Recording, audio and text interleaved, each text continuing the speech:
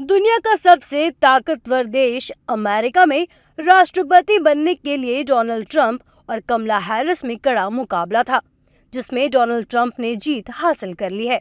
Republican party के उम्मीदवार Donald Trump ने कड़े मुकाबले में डेमोक्रेट पार्टी की उम्मीदवार कमला हैरिस को हरा दिया है। अब डोनाल्ड ट्रंप अमेरिका के 47वें राष्ट्रपति बनेंगे। ट्रंप 20 जनवरी 2025 को राष्ट्रपति पद की शपथ लेंगे। इससे पहले वो अमेरिका के 45वें राष्ट्रपति रह चुके हैं। आइए अमेरिका की पूरी चुनावी प्रक्रिया को समझते हैं। भारत की तरह अमेरिका भी एक लोकतांत्रिक देश है, लेकिन यहाँ के राष्ट्रपति चुनाव भारत से काफी अलग होते हैं। लोग वोटिंग तो करते हैं, लेकिन अपने देश का राष्ट्रपति खुद नहीं चुनते हैं। वहीं राष्ट्रपति पद का प्रत्याशी बनने के लिए भी यहाँ उम्मीदवारों को चुनाव जीतना होता है। तो आखिर कैसे होता है अमेरिका के राष्ट्रपति का चुनाव? आइए हम आपको इसकी पूरी प्रक्रिया समझाते हैं।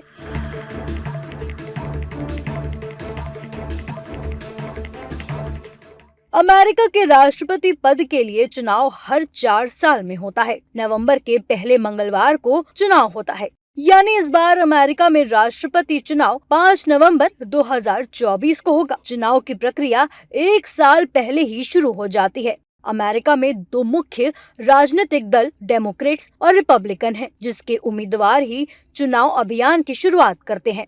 इस अभियान में अलग अलग दलों के कई उम्मीदवार भाग लेते हैं और पैसा जुटाने के लिए रैली करते हैं। इसके बाद डेमोक्रेट और रिपब्लिकन उम्मीदवार टीवी पर बहस करते हैं। चुनाव के कई चरण होते हैं।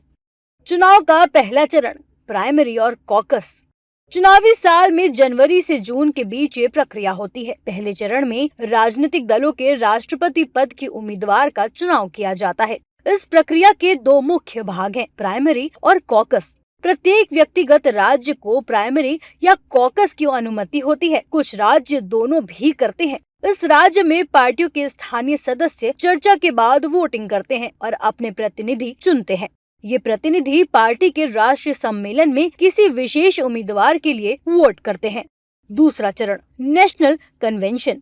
प्रत्येक पार्टी राष्ट्रपति पद का अंतिम उम्मीदवार चुनने के लिए नेशनल कन्वेंशन आयोजित करती है। इस चरण में प्राइमरी और कॉकस के दौरान चुने गए प्रतिनिधि अपने पसंदीदा उम्मीदवारों का समर्थन करते हैं।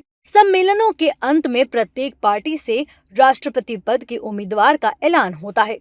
इस नेशनल कन्वेंशन में राष्ट्रपति पद का उम्मीदवार अपने लिए एक उपराष्ट्रपति पद का उम्मीदवार चुनता है। इसके बाद राष्ट्रपति पद के उम्मीदवार लोगों का समर्थन जीतने के लिए प्रचार और डिबेट करते हैं और जनता को अपनी योजनाओं और नीतियों से अवगत करवाते हैं। तीसरा चरण आम चुनाव। आम चुनावों में अमेरिका के हर राज्य के लोग वोटिंग करते हैं, लेकिन ये वोटिंग सीधे राष्ट्रपति या उपराष्ट्रपति चुनने के लिए नहीं होता है। वास्तव में वो एक ऐसे ग्रुप के लिए वोट कर रहे होते हैं जिन्हें इलेक्टर यानी निर्वाचक कहा जाता है।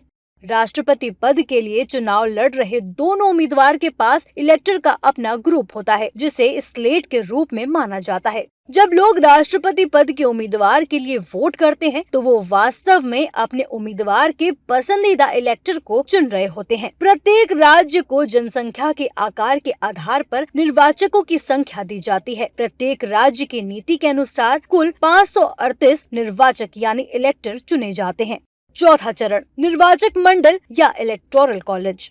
इलेक्टोरल कॉलेज वो प्रक्रिया है जिसमें प्रत्येक राज्य के निर्वाचक या प्रतिनिधि ये निर्धारित करते हैं कि राष्ट्रपति कौन होगा। आम चुनाव यानी तीसरे चरण में लोगों द्वारा चुने गए निर्वाचक दोनों डेमोक्रेट्स और रिपब्लिकन उम्मीदवार को वोटिंग करते हैं। जिस उम्मीदवार को 270 वोट मिलते हैं वो जीत जाता है। पांचवा चरण इनॉग्रेशन डे यानी उद्घाटन दिवस। उद्घाटन दिवस 20 जनवरी को वॉशिंगटन डीसी में यूएस कैपिटल भवन में होता है।